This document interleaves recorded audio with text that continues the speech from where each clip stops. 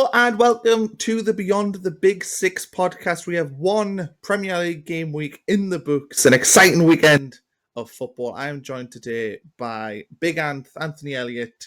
How are you doing? Did you enjoy the weekend? Is it nice to have football back? Absolutely. I've been itching to get back into the football, the crux of it, after all this hysteria about transfers and God knows what else. Uh, so yeah, I'm not one for international football either, so I've been desperate for the football to start up again. So yeah, absolutely. Yeah, I mean, to be fair, I am an EFL nerd, so I've had it for a couple of weeks. I've been able to slowly ease myself in before the main event of Premier League football.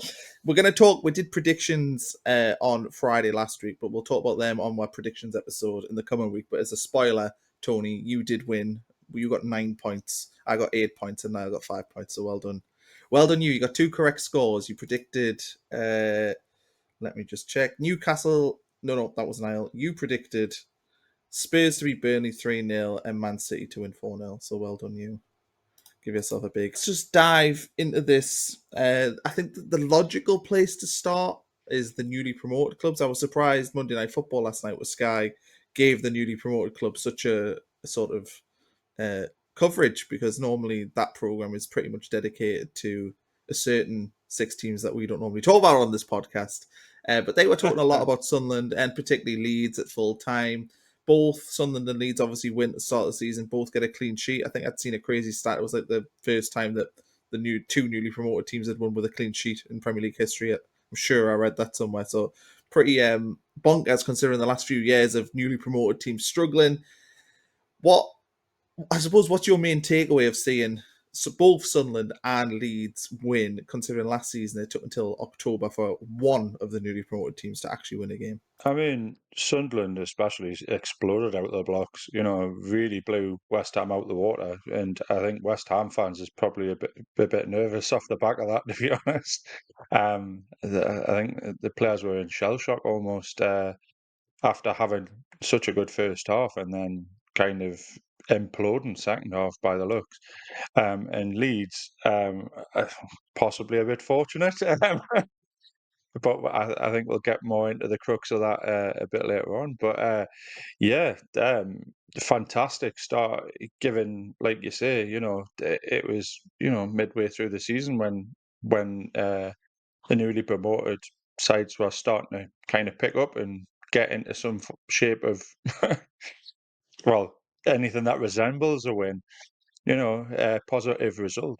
So yeah, absolutely amazing start for the two promoted sides. Yeah, I think watching Leeds last night, I think Leeds were less impressive than Sunderland. I did say they had a crazy XG, which I didn't understand, unless I'm misinterpreting the XG, but I felt that Jordan Pickford really didn't have a save to make in the game. I thought Everton sort of held Leeds at arm's length for most of that match. Obviously, the penalty decision, which we will talk about at the end of this section. But I thought Sunderland, I'm a bit more bullish on Sunderland compared to Leeds. I think Sunderland were more impressive than Leeds. I don't know if that's because West Ham are maybe really, really bad, which it could be that. But I think Sunderland were, of the two, the more impressive. I think Sunderland in the second half, it's clear Absolutely. what their game plan was. They played that first half, and what they did in the Championship a lot was in the first half they kind of analysed the team that they're playing, and then in the second half they'd figure out how to beat them, and that's clearly a game plan that has worked. On the opening day of the season, Sunderland were dominant in running. I mean, I don't know if you saw the running charts, but it was pretty much, I think, all Sunderland players apart Yeah. from Covered a Man lot of City, I think, ground, had yeah. one in there. Yeah. Yeah, and that, to me, it felt like Sunderland, considering they brought in so many players, their style of play, I think, will translate better to the Premier League than what we saw from Leeds last night, which was quite a lot of heavy possession, but not really penetrating all too much into the sort of danger zone. I mean, for me, you kind of expect um if you've got a lot of additions to be a bit more disjointed, but as a side, the Sunderland look quite cohesive, and there didn't seem to be a lot of gaps in that game. So yeah, a lot of positives for Sunderland to take from that. Yeah, I just think, I don't know, I just wasn't expecting Sunderland to be with the gelling of players. I mean, the way that the club have done things is interesting because they've pretty much nailed all their transfer business before the opening day of the season. And you saw last night with Everton in particular, they were talking about the fact that Everton need to bring in players. West Ham still need to bring in players. Leeds, they're still talking about needing to bring in players. Obviously, your team Newcastle need to bring in players. Whereas Sunderland have been able to pretty much their squad is constructed apart from maybe two more additions, but largely their team is what they'll go with for the rest of the season. They've been able to get that done by the first game of the season. Do you think that that's vital to how a team survives in the Premier League, is getting players in that pre-season period so that on the opening day when you get a winnable game against West Ham at home, you are actually set, ready to go. This is how we're playing. It's drilled in. All the players know what they're doing. Whereas other teams, you look at Everton in particular, they are clearly a work in progress, and they, in the first month of the season, will drop points because they haven't been able to get their business done early doors like Sunderland did. Uh, yeah, wholeheartedly agree. Getting those players through the door and getting them drilled into a system that, the manager is familiar with and the rest of the squad's familiar with is key to going into the season. If you don't have that sort of collective intent, you're gonna struggle early doors. So yeah, I do think it's very important to get players through the door. I know, certainly from Eddie Howe's perspective, he was keen to get players through the door as soon as possible, which unfortunately hasn't happened. But it is so that you can get drilled into that system, and so that everybody knows what they're doing, and there's no sort of outliers who come in, and it's like, oh, where do I go from here? What time do I press? There's all these little things, little micro instructions within the game that if you come into the group late, you have to pick up, and it can be very tricky to do that at a later stage in the season, or you risk looking a bit disjointed. So yeah, I think it is important to get those players through the door and get them into that system, and have that knowledge going into the games. Let's talk a little bit about the refereeing decision in the Leeds game last night. And this is another reason why I'm not as bullish on Leeds, because that, for me, was not a penalty. I thought it was a really, really harsh decision on Everton. I thought Tarkowski, he maybe sort of lent his body down, but his arm is very much at his side still. And, are you saying that well, not you, but our referee saying that a centre back needs to know that a ball that's traveling, I mean, I know it was deflected, but it was still traveling at speed. The defender has to read that and sort of in the spur of the moment, in a split second, go, oh, that might hit my arm that's on my side. Or say, oh, I can't move my body towards this ball because they may interpret it as handball if it touches my arm, even though it's by its side. I just thought it was an incredibly harsh decision on Everton. Yeah, I tend to agree with what you say, in the respect that what's he supposed to do with his arms? Just short of like turning his body away from the ball, like it's impossible to kind of avoid that. And with the best intention in the world, he's trying to block the ball from going on goal because it's goal bound. So absolutely, totally agree with what you're saying. What I've read online is they're saying that Tarkovsky leans towards the ball. Well, of course he's going to lean towards the ball. He wants to block it. He doesn't know what direction, or if it's going to take a nick and come off somebody's leg, or there was a lot of bodies in front of him, so he's got to put his body on the line to try and block that, to rescue his side a point. At the end of the day, I don't think for 1 second he's thinking he's giving away a penalty there. So you know, it's difficult, but that's what's being given, and I was as surprised as anyone really that it was, but that's the state of the refereeing these days. Yeah, and I think it needs a bit of like sort of common sense. Like that shot wasn't going in. It's not like it would be different if, for me, the ball looks like it might actually go in and it's got a serious chance of going in. But because it's deflected, obviously Pickford would have just picked it up. So it feels to me like, well, why would Tarkowski deliberately handle a ball to stop it going towards the goal when it is not going to go in? Like that doesn't really make sense. And the deflection as well does also change things because he's anticipating a ball coming in a certain direction. Then he readjusts because it's deflected, and therefore he moves his body towards the ball. Like, I think there has to be a bit of nuance in there, and that referees need to analyze the situation and think, well, has he got a reason to deliberately handle this ball? And the answer to that question is no. So why would he deliberately handle the ball? Yeah, it's a bit of a mystery for me. I must admit, you know, if I'm an Everton fan, I'm feeling very hard done by in that situation. Really, you know, it's pretty shocking. Really, I'd be very frustrated walking away from that game. You know, thinking that you come away with a good point and then kind of having it snatched in the last like 10 minutes. It's a bit devastating. Yeah, brutal. Burnley, we'll touch on them. They lost 3-0 at Tottenham. They didn't play too bad, but I sort of feel like that's what we've seen a lot from newly promoted teams in the last couple of years, is that like they're not bad teams and they don't play badly, but fundamentally they get punished in both boxes. Burnley didn't take the chances they got, and for being a defensively very solid team last season, they were cut open for me a little bit too easily at times. And I just worry. I look at Sunderland and Leeds, and I think they've spent a lot of money. I think they've recruited pretty well, both of them. And I look at this Burnley team, and I just don't see them having that sort of X factor that the other two do. I mean, I know it was a hard game away at Tottenham on the opening day of the season, and Sunderland and Leeds had favourable fixtures. I get that, and we'll probably learn a lot about Burnley this weekend because they're playing against Sunderland at home, so that's obviously a massive game for them. But I don't know. I worry a little bit for Burnley that it just felt very similar to what we've seen from other newly promoted teams in the last couple of years. Yeah, I'd agree with that as well. You know, in the respect that the goals that came were quite similar in a lot of ways. That from that wide area in the not shutting down those crosses with a big lad like Richarlison in the box, who's quite a smart forward for all he doesn't get a lot of credit. If you're going to put balls into the box like that, he's going to eat them up all day. And if you're not going to shut that cross down or do everything to stop that ball from coming in, you're going to have problems all day, especially with the wide players that Spurs have got. So I think much like what you say, I think they look more so like the side that just come up in line with what's just gone down. In that respect. Whereas Sunderland and Leeds look a bit more sturdy. Yeah, I'd agree with that.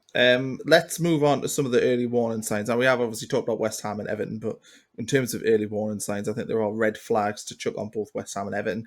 Brentford also had a particularly hard start of the season. We will talk about Wolves after this. I'm not willing to put Wolves in here yet because they were playing Man City, who were absolutely outstanding. I think we'll learn far more from Wolves in the two games coming up after this. But West Ham, Everton, and Brentford, are they the vulnerable teams of this established sort of 17 in the Premier League? Because all three of them, I thought on the opening day, really um, didn't really show their best selves. It's fair to say. Yeah, definitely didn't cover themselves in glory, that's for sure. I think Everton probably lesser of the three, given that harsh penalty decision from me. But yeah, Brentford and West Ham really, really struggled this weekend, and it's going to be telling in the coming weeks. And I think that, pressure will be building up in the fan base. Certainly at West Ham, I know they're not happy with the owners and with how things have gone. That strike department doesn't look great at West Ham. You've got Fulkrug, who, yes, came off the back of a bit of an injury-ridden season last year, and you've brought in Callum Wilson. Now, Callum Wilson, player I know well, but his injury record as well, not great. And when he came on there at the weekend, he didn't really make too much of an impact. Now, I wish him the best because, he was great for Newcastle, but is he the answer? I'm not 100% certain on that.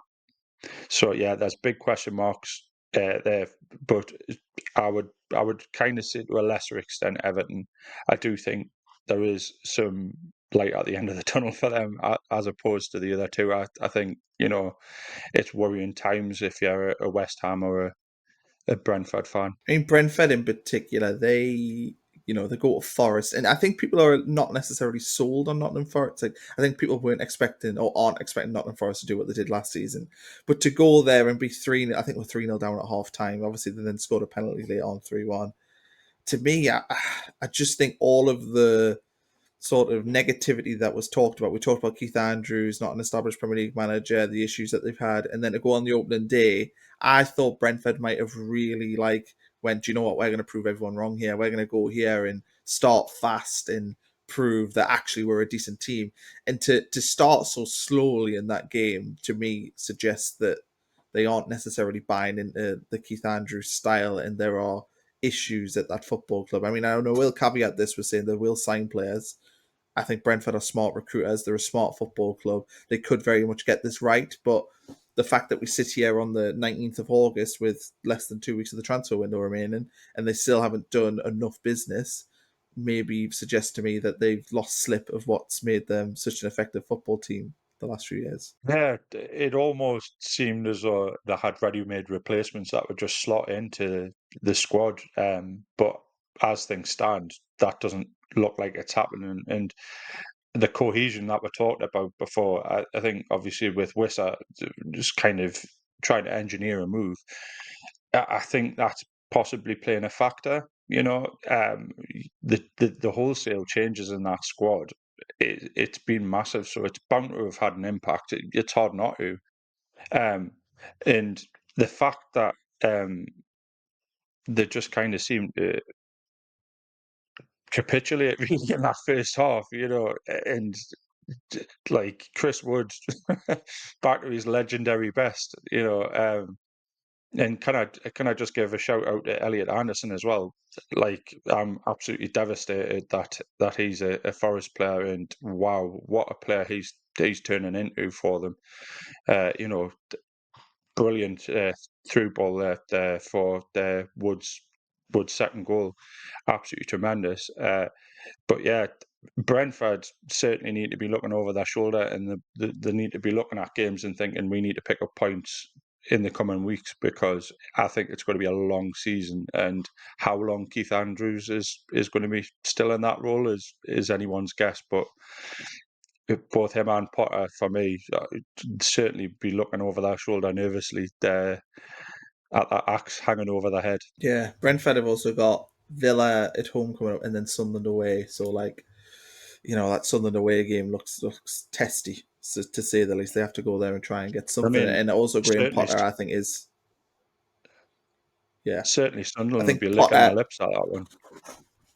yeah.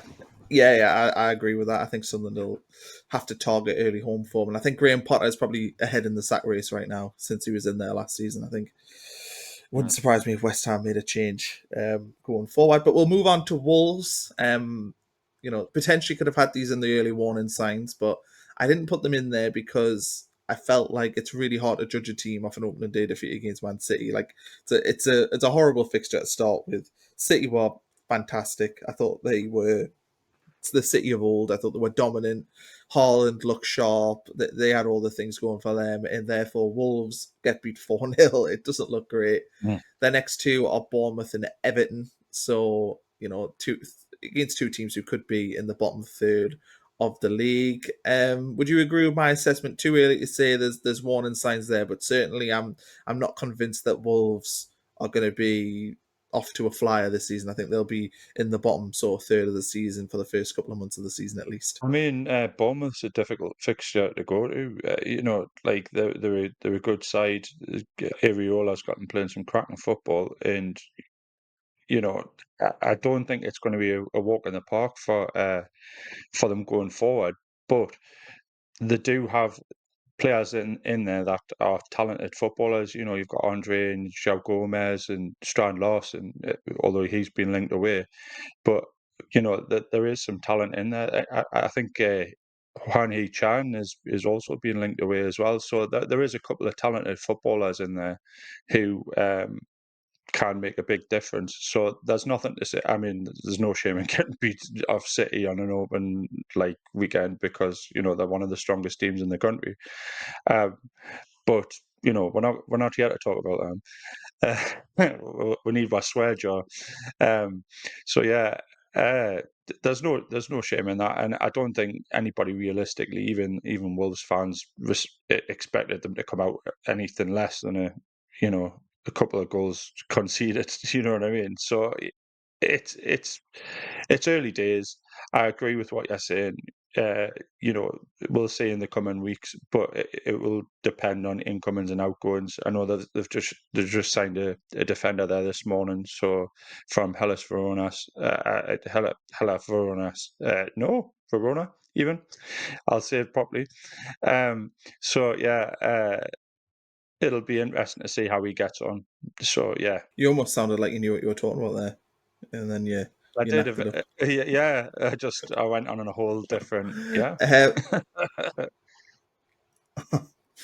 let's move on. Crystal Palace's draw at Chelsea, and look, it wasn't a great Super Sunday, and we're not going to talk about Man United also, but that wasn't a great game either. The Palace draw at Chelsea was a difficult watch, it's fair to say, for the neutral. But there was one big talking point from it, the free kick that was disallowed for a rule that I had no idea existed. The 1 meter or 1 yard, is it 1 meter away from the wall? I feel like I have seen teams put their own players in the wall a million times before.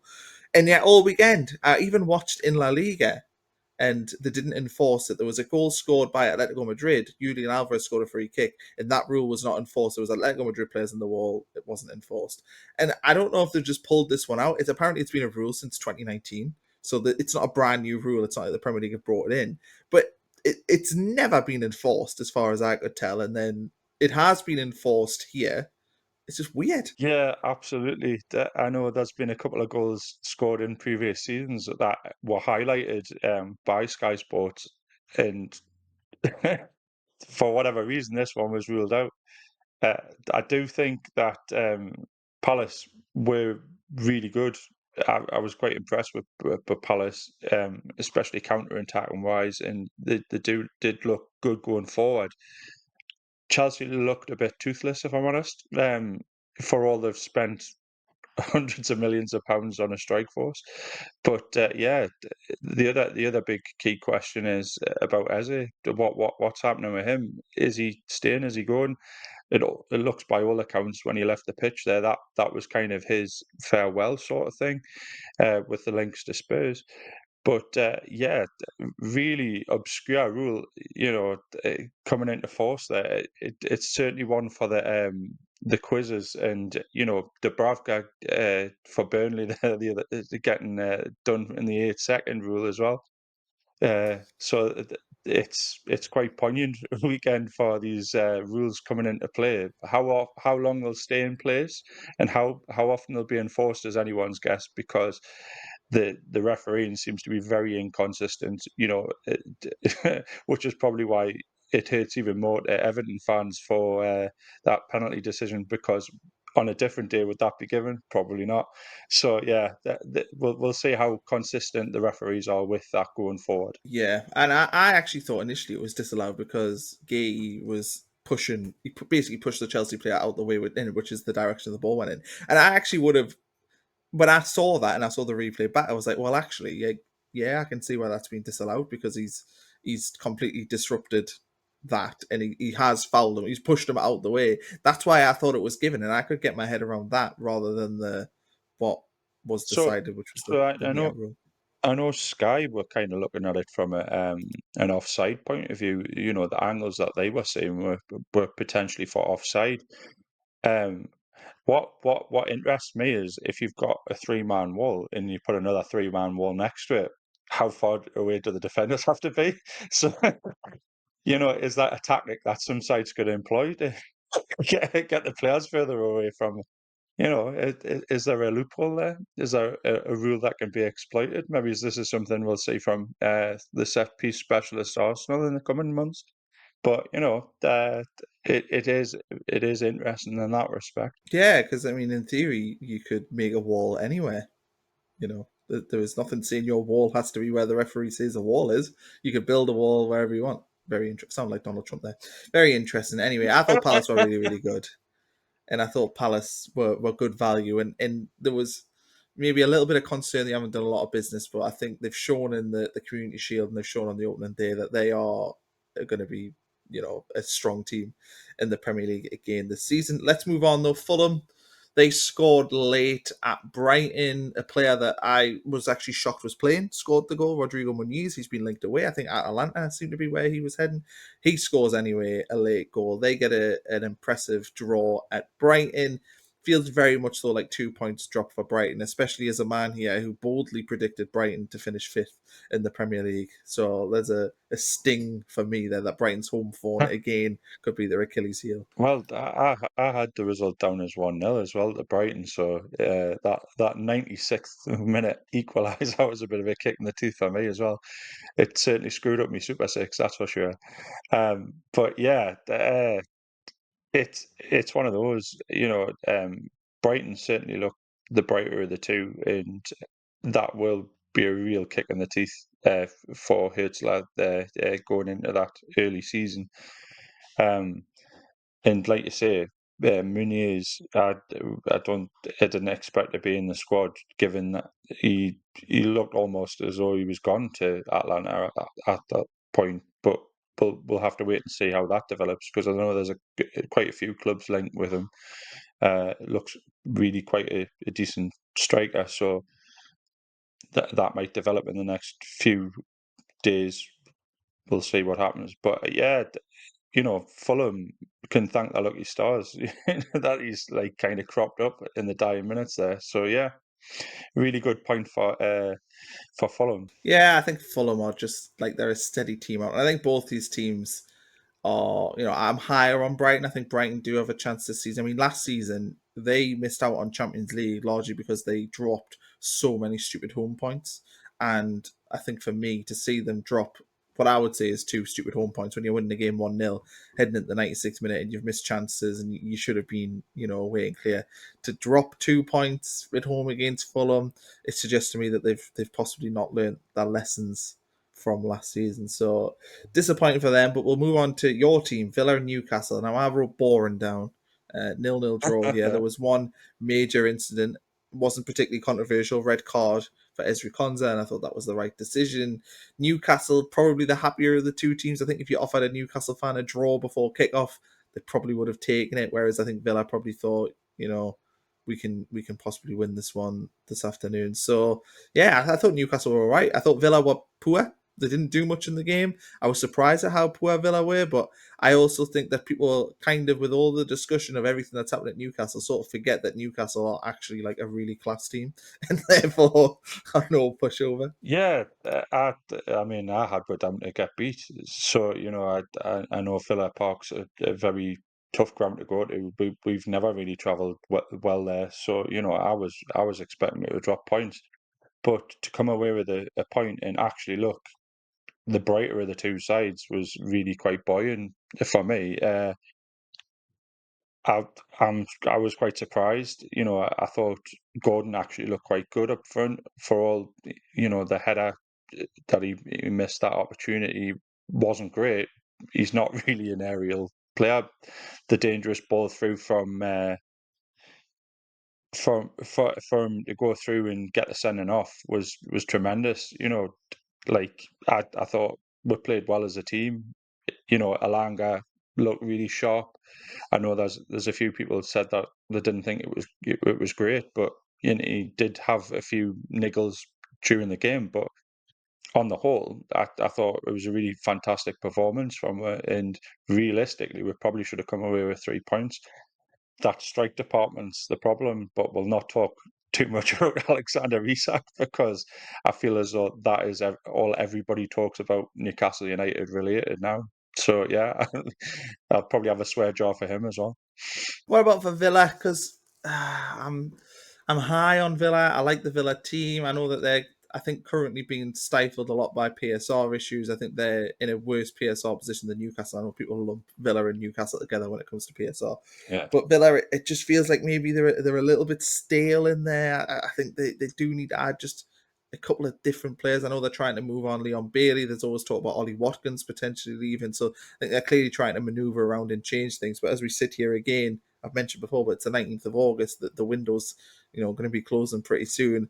I just worry a little bit that they are going to have a bit of a regression this season, especially playing Europa League. I don't see them necessarily on the basis of that opening day being as strong as they were last season. I mean, obviously, we've picked up Jacob Ramsey for them, so we've helped them out a little bit where that's concerned, because obviously they can book that as 100% profit. And like you were saying there about Leon Bailey potentially heading to, I think it was Roma that he was heading to. That could free up some funds, and they can invest in that side. I think there was talk about them getting Asensio back from PSG at one point, which I think would be a really good move. He looked a really good player for them. So yeah, I wouldn't be overduly worried about Villa, because they still look solid. It wasn't as though we poked loads of holes through them. We had a very dominant first half, and we looked very solid defensively. But uh, I wouldn't exactly say that I would be worried as a Villa fan about the performance as a whole, because the second half they actually did look very solid, even when they went down to 10 men. Which, I mean, the sending off, there can't be any complaints about that, really. Gordon does go down very easily, but at the same throw, you put your hands on a player when they're running forward, and you're the last man, you take that risk. He's got every opportunity to go down. You're giving him an excuse to do so. So I'm not saying it's right, but it was always going to happen. You put your hands on, and you're in that position. You're looking sick. That red card's coming, and there's not a lot. I know he argued with the ref about it, but I don't think he can have a lot to complain about, really. But that PSR is weighing heavy. I know Emery came out in the media, and he's criticised the PSR, like kind of stifling the club. So will we see a change? I don't see it at this moment in time, but there has been talks.